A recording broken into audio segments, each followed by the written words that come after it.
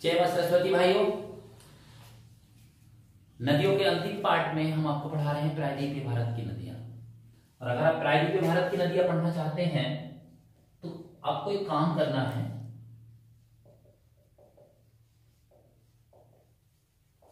कि आप दो तरह से इन नदियों को पढ़ें। एक बार जो नदियां बंगाल की खाड़ी में गिरती हैं,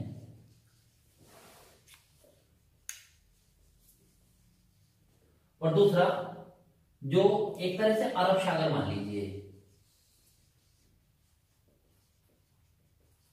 अब अरब सागर गिरती हैं तो खंबात की खाड़ी, कच्छ की खाड़ी कहीं पर भी गिरेंगी तो सारा अरब सागर का ही हिस्सा आता है, तो वहां पर ये गिरती हैं। आगे सबसे पहले मैं आपको बताना चाहूंगा कि कौन सी नदियां ऐसी हैं जो बंगाल की खाड़ी में गिरते हैं। देखिए, दो बातें मैं आपसे यहां कर लूं पहले समझने से पहले। ये भारत का हिस्सा है इस तरह से, इधर अरब सागर है और ये है बंगाल की खाड़ी। तो अमूमन जो नदियां बंगाल की खाड़ी में गिरेंगी तो वो पश्चिम दिशा से बहना शुरू करती हैं और पूर्व में बहती हैं। तो बंगाल की खाड़ी में गिरने वाली नदियां पश्चिम से पूर्व में बहती हैं, और जो नदियां अरब सागर में गिरने वाली हैं तो वो इस तरह से आने वाली हैं आपके सामने। कैसे? वो पूर्व से बहेंगी और किधर की तरफ जाएंगी? पश्चिम की ओर। हमारे पूर्व में बंगाल की खाड़ी है, हमारे पश्चिम में अरब सागर है।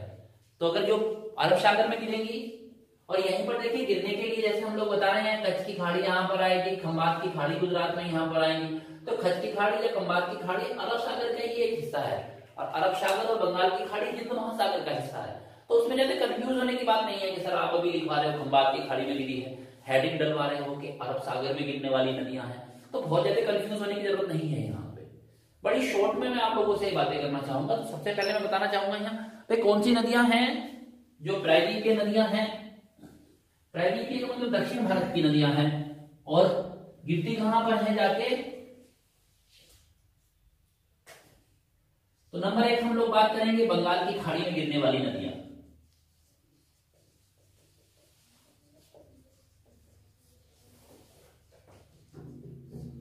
बंगाल की खाड़ी में गिरने वाली नदियां,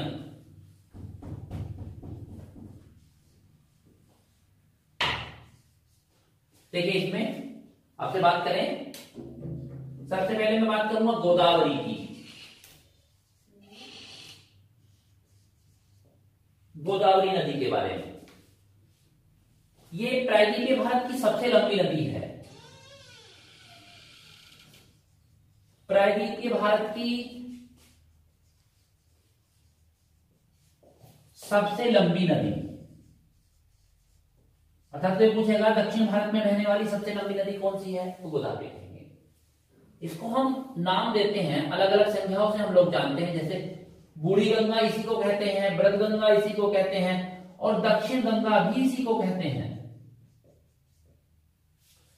बहुत ज्यादा डिटेल में पढ़ने की जरूरत नहीं है, दो तीन बातें जो इसकी आती हैं। प्रायद्वीपीय भारत की सबसे लंबी नदी है, बूढ़ी गंगा के नाम से इसी को जाना जाता है, और दक्षिण गंगा के नाम से भी हम इसी को जानते हैं। और जो इसकी सहायक नदियां हैं, मुख्य रूप से कि सहायक कौन कौन सी हैं, वो दो तीन नदियां याद करिए, छोड़ दीजिए पूरे पोर्शन को, बहुत लंबा करने की जरूरत नहीं है आपको।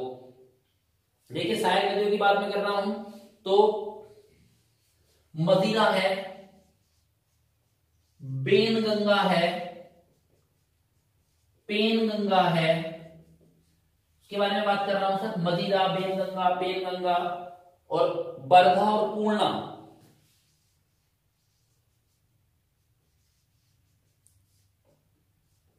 इसकी मुख्य सहायक नदियां नहीं है सर। बस इसके बारे में ज्यादा डिटेल में देखो, फिर से बात करें कि आप दो तीन क्वेश्चन क्या याद रख सकते हैं गोदावरी के बारे में। प्रायद्वीपीय भारत की सबसे लंबी नदी है बूढ़ी गंगा, दक्षिण गंगा के नाम से इसी को जानते हैं। सहायक नदी है कि, और ये प्रायद्वीपीय भारत में सबसे लंबी नदी है बहने वाली। बस इसी को छोड़ देते हैं कितनी सी बात पर। नंबर दो पर हम लोग जा रहे हैं सर, जो सबसे नंबर दो पर आती है यहाँ, वो कृष्णा नदी है। कृष्णा नदी के बारे में बार बार पूछ भी लेते हैं कि इसका उद्गम स्थल क्या है। महाबलेश्वर, ये पश्चिमी घाट में पड़ता है।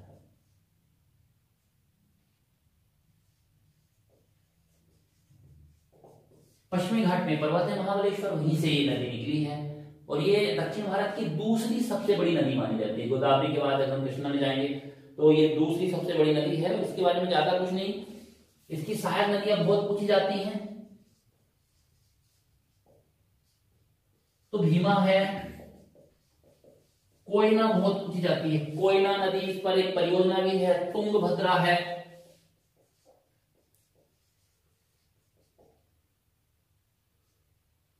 और दो तीन नदियां मैं और आपसे बात करना चाहता हूं, पंचगंगा, दूधगंगा और घाट प्रभा, मालप्रभा। पंचगंगा, दूधगंगा, घाट प्रभा और मालप्रभा। असल में देखिए मैं आपसे बताऊं, इससे सबसे ज्यादा जो महत्वपूर्ण क्वेश्चन बनते हैं हमारे पास कृष्णा नदी के, तो वो इसकी सहायक नदियों के ही बनते हैं। इसका एक ही क्वेश्चन है, महाबलेश्वर से निकलती है पश्चिमी घाट पर्वत से, वो बनता है। और फिर सहायक नदियां हमेशा पूछी गई हैं। तुंगभद्रा बहुत पूछी जाती है, भीमा, कोयना, पंचगंगा, दूधगंगा, घाट प्रभा और मालप्रभा। आंध्र प्रदेश में चले जाएं सर हम,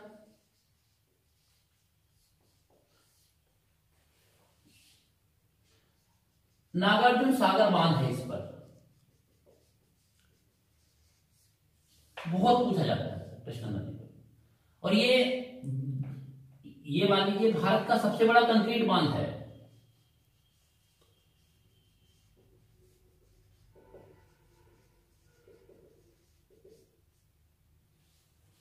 ये क्वेश्चन इससे पूछे जाते हैं सर, और भी क्वेश्चन इससे बनता नहीं है ज्यादा।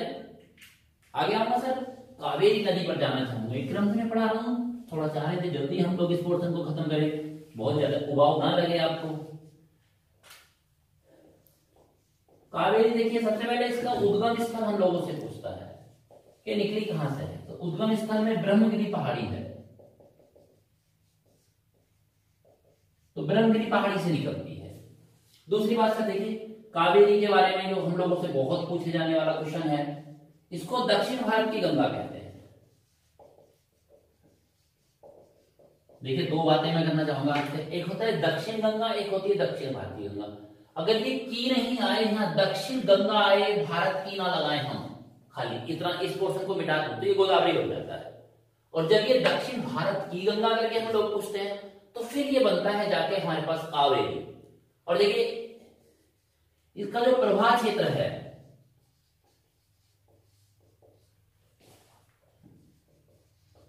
प्रभाव क्षेत्र को दक्षिण भारत का चावल का कटोरा हम लोग कहते हैं।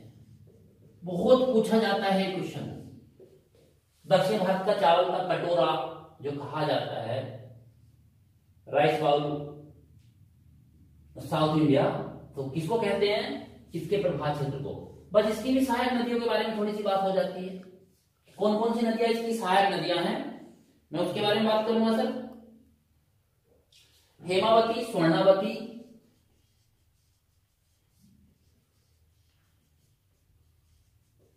इसकी मुख्य सहायक नदियां रहती हैं। दोनों क्वेश्चन बहुत बार पूछा गया है, हेमावती का और स्वर्णावती का। और एक लक्ष्मण तीर्थ है, ये नदी पूछी गई है, और एक अमरावती। बस है बहुत, लेकिन बस इन चार पर हम लोग अपना फोकस रखते हैं कि ये वहां पूछी जाती हैं। और एक शिव समुद्रम जलप्रपात के लिए बहुत विख्यात है, ये बहुत क्वेश्चन आता है। तो यहीं पर शिव समुद्रम जलप्रपात इसी नदी पर है।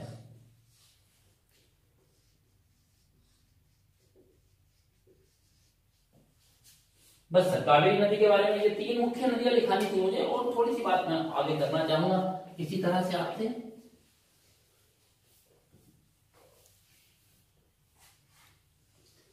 देखिए दो नदियां मैं यहां पर आपसे बात करना चाहूंगा तमिलनाडु राज्य की। दोनों नदियों के बहुत क्वेश्चन आते हैं, तमिलनाडु की दो नदियां लिखवाना चाहता हूं। एक तो बेगाई के बारे में बात करना चाहता हूं, एक ताम्रपर्णी। दोनों नदियां बहुत ज्यादा पूछी गई हैं। ये गिरती है जाकर, और ये कहां जाकर गिरती है, दोनों के बारे में क्वेश्चन मेरे पास हैं जो बार बार पूछ रहे हैं आपसे। ये पाक की खाड़ी में गिरती है, और ये मन्नार की खाड़ी में गिरती है, दोनों पास पास ही हैं। और बेटे क्वेश्चन और है, मदुरई इसी नदी के किनारे है, मदुरई इसी के किनारे बसा है।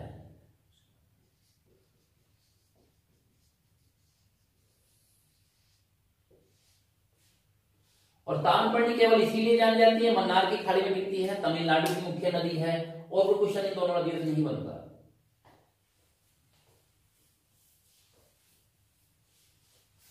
आइए सर, और मैं थोड़ी सी बात करूंगा, इसको यहीं रोक रहा हूं और अब बात करेंगे हम लोग एकदम से अरब सागर में कौन कौन सी नदियां गिरती हैं।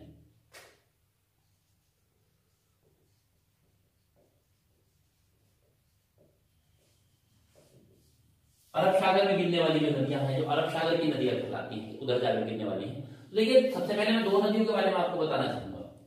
यहां पर नर्मदा सबसे बड़ी है और उसके बाद था ताप्ती। एक ही बात मैं समझाना चाहूंगा, देखिए दो पर्वत श्रेणियां हैं यहां, और इन्हीं को आप सही से समझिए, आप समझ पाएंगे सर। नदियों का प्रवाह क्या है सर, इस तरह से बहती है, ऐसे करके। ये नर्मदा है यहां और ये ताप्ती है, बिल्कुल समांतर लगभग एक दूसरे से बहती है। ये पर्वत श्रेणियां मैं तीन आपको दिखा रहा हूं। क्वेश्चन आता है कि ये किसकी, तो विंध्याचल और सतपुड़ा,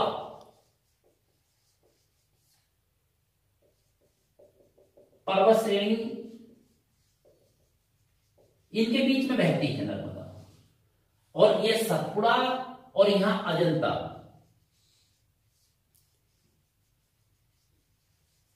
इनके बीच में बहती है सर यहां ये।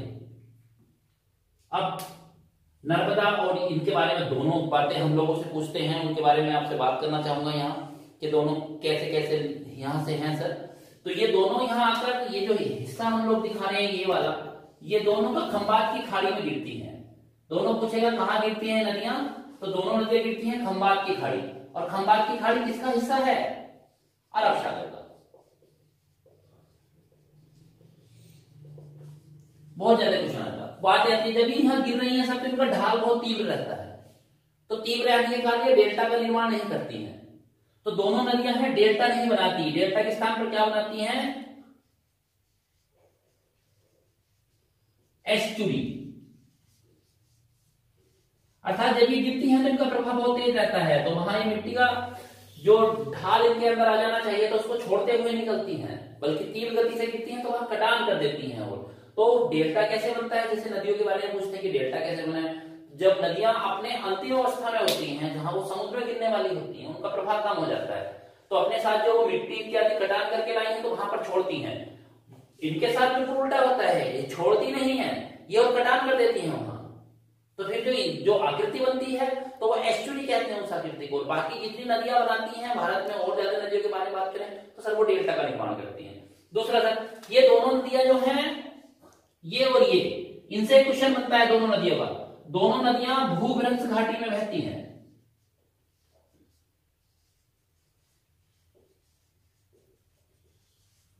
दोनों नदियां भूभ्रंश घाटी में बहती हैं। एक बार के लिए मैं आपको थोड़ा सा इसके बारे में समझा दूं। इसकी एक सहायक नदी आती है तवा। बहुत ज्यादा पूछा जाता है कि तवा किसकी सहायक नदी है, तो हम लोग नर्मदा का नाम वहां बताते हैं। और बरनेर, हिरन,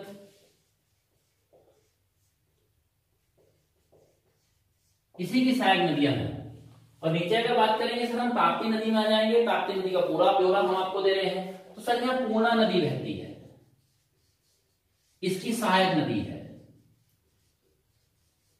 पूर्णा का ही क्वेश्चन यहां पूछा गया, वहां तवा का क्वेश्चन पूछा जाता है। दोनों नदियों को विशेष रूप से मैं आप लोगों को समझाना चाहता हूं। देखिए, नर्मदा और ताप्ती के बारे में बात कर रहे हैं। नर्मदा और ताप्ती दोनों मुख्य नदियां हैं जो अरब सागर में जाकर गिरती हैं, खंबात की खाड़ी में जाकर गिरती हैं। बहने के बारे में बताते हैं, भूभ्रंश घाटी में बहती हैं। भूभ्रंश घाटी का मतलब दोनों पर्वत श्रेणियां हैं और बीच में उनकी घाटियां हैं, वहां बहती हैं। तो ये बहती है विंध्याचल और सतपुड़ा के बीच, ताप्ती बहती है सतपुड़ा और अजंता के बीच। बहुत बड़ा क्वेश्चन आते हैं, बहुत ज्यादा सर इसके बारे में बातें आपसे होती रहती हैं।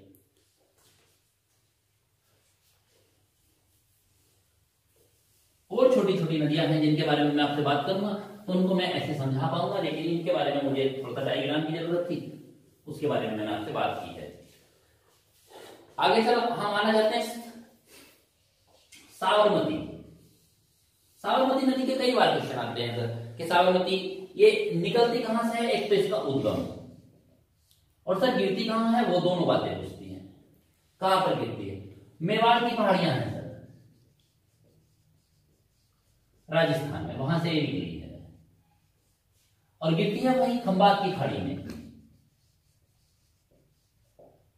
और मुख्य रूप से पूछा जाता है, अहमदाबाद गुजरात का जो शहर है अहमदाबाद, इसके किनारे है। बहुत पूछे जाने वाले ये 3 क्वेश्चन जो सबसे ज्यादा इसके बारे में आते हैं सर, कि साबरमती के बारे में बताइए। इसके बाद में बात करना चाहूंगा सर माही नदी की। माही नदी का उद्गम स्थल हम लोग देखते हैं तो सर विंध्याचल पर्वत है,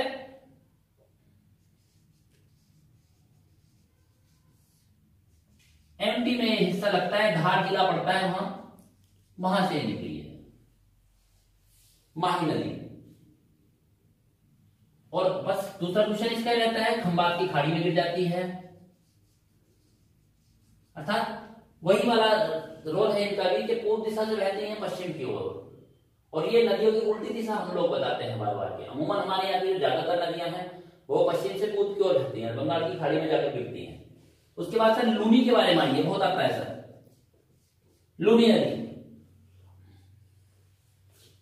नागा पर्वत से निकली है, और नागा पर्वत अरावली पर्वत श्रेणी में है,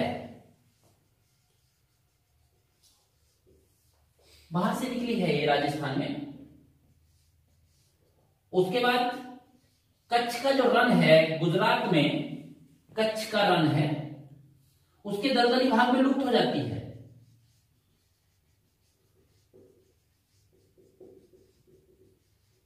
उसके दलदली भाग में ये लुप्त हो जाती है। तो बहुत बार क्वेश्चन आता है कि कहां पर जाकर किसमें मिलती है, मिलती कहीं नहीं है, दलदली भाग में जाती है और वहां पर ये लुप्त हो जाती है, और क्वेश्चन इससे पूछा नहीं जाता सर।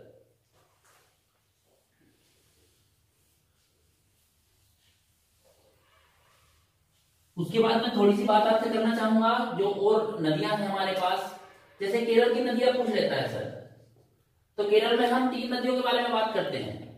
एक तो भरतपूजा है, भरतपूजा या भरतपूजा दो एक ही बात ही रहेगी सर। एक पेरियार, पेरियार के कई क्वेश्चन आते हैं, जो भी पेरियार कह देगा। पांबा नदी है सर, ये केरल की सबसे बड़ी है, बार बार आता है क्वेश्चन, केरल की सबसे बड़ी नदी, केरल की सबसे बड़ी नदी है भरतपूजा। पेरियार का सर क्वेश्चन बार बार आपसे पूछ लेता है, और पांबा वहां की अन्य तीसरी प्रमुख नदी है। तो इन 3 नदियों के बारे में लिखना रहता है, बस कोई ज्यादा नहीं है कि आपसे कुछ बात इसमें करी जाए ज्यादा कि ये कहां से बहती है। बस सर थोड़ा बहुत आप लोग किताब से पढ़ते रहते हैं, हम लोग बात करते रहते हैं कोचिंग में। ठीक है सर, धन्यवाद।